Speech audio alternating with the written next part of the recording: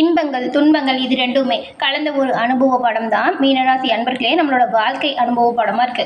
அந்த விதத்துல எல்லோருமே பாருங்க அவங்களோட வாழ்க்கையில ஏதாவது ஒரு கட்டத்துல பலவிதமான கஷ்டத்தையும், பலவிதமான சோதனையும் நாம சந்திச்சுட்டு தான் இருக்கோம். அப்படி வரக்கூடிய காலகட்டத்துல நம்ம மனிதர்கள் கிட்ட உதவி கேட்கறத விட கோவில்கள்ல இருக்கக்கூடிய இறைவனிடம் தான் அதிகமான மக்கள் நம்மளோட நிலைமையை கூறி ஆறுதல் அடைஞ்சிட்டு வரோம்.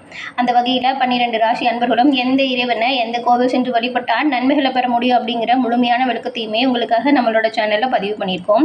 இப்போ இந்த பதிவுல மீனராசி அன்பர்கள் எந்த இறைவனை எப்படி வழிபட்டால் நன்மைகளை பெற முடியும், உங்கள் ராசிக்குரிய கோவில் எது, எப்படி இறைவனை வழிபாடு செய்யணும், இது பற்றின முழுமையான தகவலையுமே உங்களுக்காக நாங்கள் இந்த பதிவில் சொல்லியிருக்கோம்.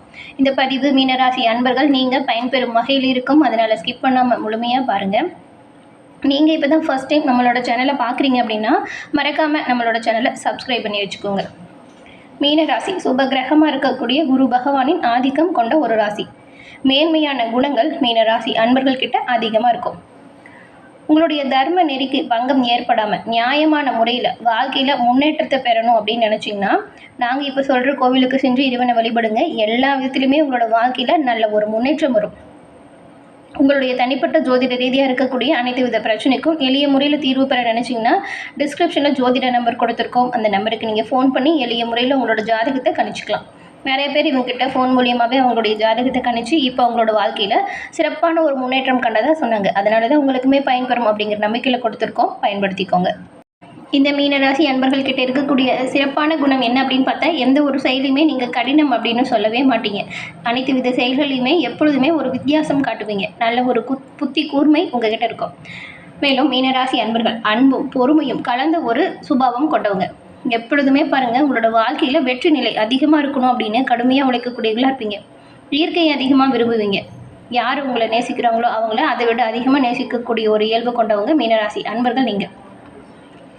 நற்குணங்கள் உங்ககிட்ட நிறையவே இருக்கும்.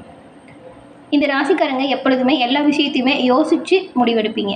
மேசம், கடகம், சிம்மம், தனுசு இந்த ராசிலாம் உங்களுக்கு நண்பர்களாக இருப்பாங்க.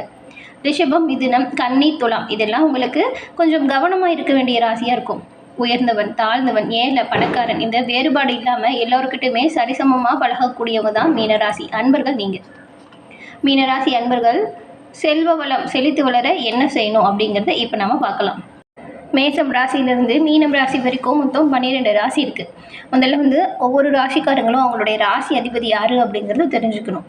அந்த ராசிக்குரிய கோவில் சென்று நீங்கள் வழிபாடு செஞ்சால் நல்ல பயன்களை நீங்கள் பெற முடியும். ஒவ்வொருத்தருமே பிறக்கும்போது நட்சத்திரம், ராசி இது எல்லாமே குறித்து வச்சு நம்ம ஜாதகம் எழுதி வச்சுருவோம்.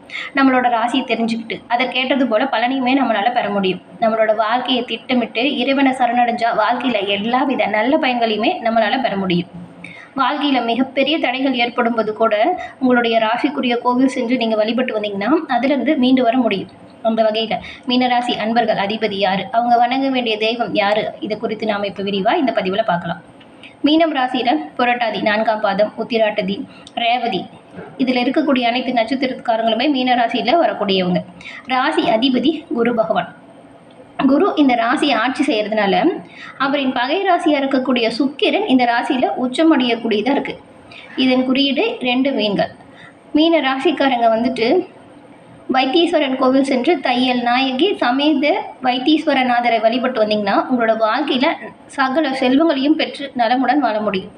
குடும்பத்தோட வைத்தியநாதரை மனமுருக வேண்டி பிரார்த்தனை செஞ்சிங்கன்னா உங்களோட வாழ்க்கையில் வளம் நிறைந்து எல்லா தடைகளும் நீங்கி புதிய ஒரு முன்னேற்றத்தை நீங்கள் பெற முடியும். வருடத்தில் ஒரு முறையாச்சும் குடும்பத்தோட மீனராசி அன்பர்கள் வைத்தியநாதரை வழிபட்டு வந்தால் நன்மைகளை பெற முடியும். எல்லா விதத்திலுமே மேன்மையை அடைய முடியும். இந்த கோவில் மயிலாடுதுறை மாவட்டம் சீர்காழி அருகே இருக்கக்கூடிய வைத்தீஸ்வரன் கோவிலில் அமைஞ்சிருக்கு. வைத்தியநாதர் ஆலயம். திருஞான சம்பந்தர், திருநாவுக்கரசர் இவங்களால தேவாரம் பாடல் பெற்ற தலம் இது. பாடல் பெற்ற காவிரி வடைகர ஆலயத்தில் 16வது தலமாக இந்த தலம் விளங்குது. இந்த கோவில் முத்துக்குமாரசுவாமி வீற்றிருக்கும் முருகப்பெருமான் மீது முத்துக்குமாரசாமி பிள்ளை தமிழ் பாடப்பெற்றது இந்த தலம். மருத்துவராக இருந்து மக்களின் பிணிகளை தீர்த்திருக்கிறார். இதனால தான் இந்த மூலவருக்கு வைத்தியநாதர் அப்படின்னு பெயரும் வந்திருக்கு. எப்பேற்பட்ட தீராத நோயுமே இந்த கோவில் சென்று இறைவனை வழிபட்டால் அந்த நோய் தீரும் அப்படிங்கிறது மக்களின் நம்பிக்கையாக இருக்குது. வைத்தியநாதர், அம்பாள், தையல் நாயகியோடு சேர்த்து மூலிகை தலத்துடன் பக்தர்களுக்கு அருள் பாலிக்கிறாங்க. நாடி ஜோதிடத்துக்கு புகழ்பெற்ற தலம் இந்த கோவில். மீன ராசிக்காரங்க குடும்பத்தோடு வைத்தியநாதரை தரிசனம் செஞ்சால் குடும்பம் செழித்து வளரும். தை மாதம் தை செவ்வாயை ஒட்டி 10 நாட்கள் நடைபெறும் விழா இந்த கோவிலில் ரொம்பவுமே சிறப்பாக கொண்டாடப்படும். ஐப்பசி கந்த சஷ்டி, வைகாசி மண்ணாபிஷேகம், மண்டலாபிஷேகம் விழா, பிரதோஷ நாட்களில் ரொம்பவுமே விசேஷமான நாட்களாக பார்க்கப்படுது. இந்த ஆலயம் காலை 6 மணிலேருந்து 11 மணி வரைக்கும், மாலை 4 மணிலேருந்து இரவு 8:30 மணி வரைக்கும் இந்த கோவில் திறந்திருக்கும். கோவிலில் இருக்கக்கூடிய சித்தாமிர்த குளத்தில் புனித நீராடினால் நீங்காத நோயும் நீங்கும். இந்த ஆலயத்தில் கட்டாயம் நீங்கள் சென்று வழிபட்டு பாருங்கள், நன்மைகள் பலவும் உங்களை வந்தடையும். அதோட இந்த ஒரு பரிகாரத்தையுமே செய்யுங்க. மீனராசி அன்பர்கள் உங்களோட வாழ்க்கையில் பல முன்னேற்றத்தையுமே பெற முடியும்.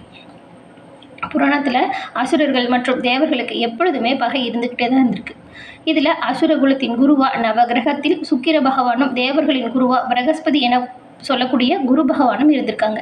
இதில் சுபகிரகமாக பார்க்கக்கூடியது குரு பகவானின் ஆதிக்கத்துக்கு உட்பட்ட ஒரு ராசி, அதாவது மீனராசியுமே இருக்குது. இந்த மீனராசிக்காரங்க உங்களோட வாழ்க்கையில் மிகுதியான செல்வ வளங்களையும் உயர்வுகளையும் பெறணும் அப்படின்னா இந்த பரிகாரத்தை மறைக்காமல் செய்யுங்க. ஜாதகத்தில் இருக்கக்கூடிய 12 ராசிகளில் 12ஆவதாக வர்றது, இறுதியாக வர்றது இந்த மீனராசி. இந்த மீனராசியுடைய அதிபதி நவகிரகத்தில் இருக்கக்கூடிய முழுமையான சுப கிரகத்தால் ஆளக்கூடிய ஒரு குரு பகவான் தான் உங்கள் ராசி அதிபதி. கல்வி கலைகளில் மிகுந்த ஞானம் பெற்றவங்களா இந்த மீனராசியில் இருக்கிறவங்க வருவீங்க.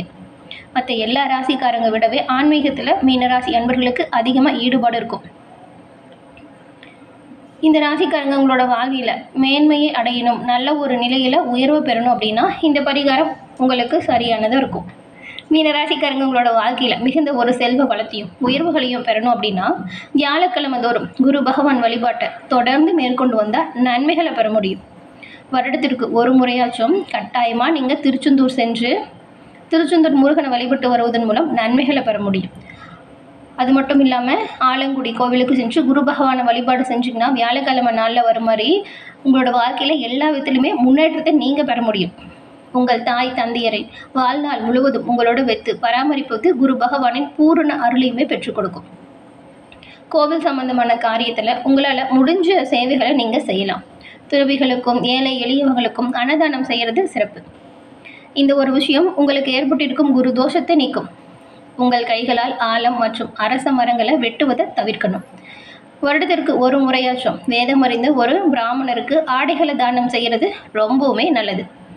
வலது கை மோதிர விரலில் தங்க மோதிரம் அணிஞ்சிக்கிட்டால் இன்னுமே சிறப்பான யோகத்தை நீங்கள் பெற முடியும். கோவிலில் இருக்கக்கூடிய யானைகளுக்கு வியாழக்கிழமை நாட்களில் வாழைப்பழம் உண்ண கொடுப்பது உங்களுக்கு குருவின் அனுகிரகத்தை கிடைக்க செய்யக்கூடிய ஒரு விஷயமா பார்க்கப்படுது. இதெல்லாமே கேட்பதற்கு சின்ன சின்ன விஷயங்கள் போல தோணும். அதான் இதெல்லாமே நீங்கள் செஞ்சு பாருங்கள், குருவின் பரிபூரண அருளுமே உங்களுக்கு கிடைக்கக்கூடிய விஷயமா இருக்கும். எல்லா விதத்திலுமே நன்மைகளும் முன்னேற்றமும் உங்களுக்கு வந்தடையும். குரு பகவானோட பரிபூர்ண அருளும் உங்களுக்கு கிடைக்க பெற்று நீங்கள் நலமுடன் வாழ நாங்கள் வாழ்த்துக்களையும் சொல்லிக்கிறோம். மீனராசி அன்பர்கள் எல்லா விதத்திலுமே எல்லோருக்குமே நன்மைகளை மட்டுமே செய்யக்கூடியவங்களா இருப்பீங்க. இப்படிப்பட்ட நீங்கள் எல்லா விதத்திலுமே முன்னேற்றம் அடைய இந்த இப்போ சொன்ன விஷயத்தை மறைக்காமல் செய்யுங்க, எல்லாமே நல்லதாக நடக்கும். மேலும் இந்த மீனராசி அன்பர்கள் சனி பகவானை வணங்குறது, குரு பகவானை வழிபாடு செய்கிறது, இதை தொடர்ந்து செஞ்சால் நன்மைகளை எல்லா விதத்திலையும் அடைய முடியும். காஞ்சி மகா பெரியவர் மற்றும் பிற மகான்களின் அருளை பெறுதல், நீலம் மற்றும் பச்சை நிற ஆடைகளை நீங்கள் அணியிறது ரொம்பவுமே சிறப்பு. கடல் நுரை பச்சை மற்றும் நீலம் போன்ற நிறங்களை கொண்ட ரத்தின கற்களை அணிஞ்சுக்கோங்க. மற்றும் மற்ற கோவிலுக்கு செல்லும் பொழுதும் அங்கே இருக்கக்கூடிய ஏழை எளியவங்களுக்கு உங்களால் முடிஞ்ச உதவிகளை செய்யுங்க. சனி பகவான் மீனத்தில் சஞ்சாரம் செய்யும் பொழுது அவருக்குரிய பரிகாரம் செய்வது நல்லது. இதன் மூலம் கடன்கள் நீங்கும், வழக்குகளில் சாதகமான தீர்ப்பு உங்களுக்கு கிடைக்கும். பழைய பிரச்சனைகளுக்கான தீர்வுமே கூடிய விரைவில் கிடைக்கணும் அப்படின்னா சனி பகவான் பரிகாரம் செய்யுங்க. மீனராசியோட அதிபதி குரு பகவான் அப்படிங்கிறதுனால அவரை தொடர்ந்து நீங்கள் வழிபட்டிங்கன்னா எல்லா விதத்திலுமே நன்மையை பெற முடியும். குரு பயிற்சி பலன்கள் உங்களுக்கு நல்லபடியாக கிடைக்கணும் அப்படின்னா குரு பகவானை தொடர்ந்து வழிபாடு செய்யணும். வீட்டில் செய்யக்கூடிய ஆன்மீக வழிபாடு மற்றும் கோவிலில் கூட நீங்கள் இதை செய்யலாம். வீட்டிலேயே தினமும் உங்களோட பூஜை அறையில் தீபம் ஏற்றி குரு பகவானை மனமாற நினைத்து வழிபாடு செஞ்சால் நன்மைகளை பெற முடியும். அது மட்டும் இல்லாமல் சுபகிரகமாக இருக்கக்கூடிய குரு பகவானோட ஆதிக்கம் கொண்டவங்க தான் நீங்கள் இந்த மீனராசிக்காரங்க. மேன்மையான குணம் உங்ககிட்ட நிறையவே இருக்கும். தர்மங்களின் நெருக்கி பங்கம் ஏற்படாமல் நியாயமான முறையில் வாழ்க்கையில் முன்னேற்றம் பெற நீங்கள் திருச்சிராப்பள்ளி அருகில் இருக்கக்கூடிய ஜம்புகேஸ்வரர் ஆலயம் சென்று இறைவனை வழிபட்டு வருவதன் மூலம் எல்லா விதத்திலுமே நன்மைகளையும் பெற முடியும். அனைத்து விதத்திலும் நன்மைகள் கிடைக்க பெற்று நீங்கள் நலமுடன் வாழ வாழ்த்துக்களையும் இறைவனிடம் உங்களுக்காக நாங்கள் பிரார்த்தனையும் செஞ்சுக்கிறோம்.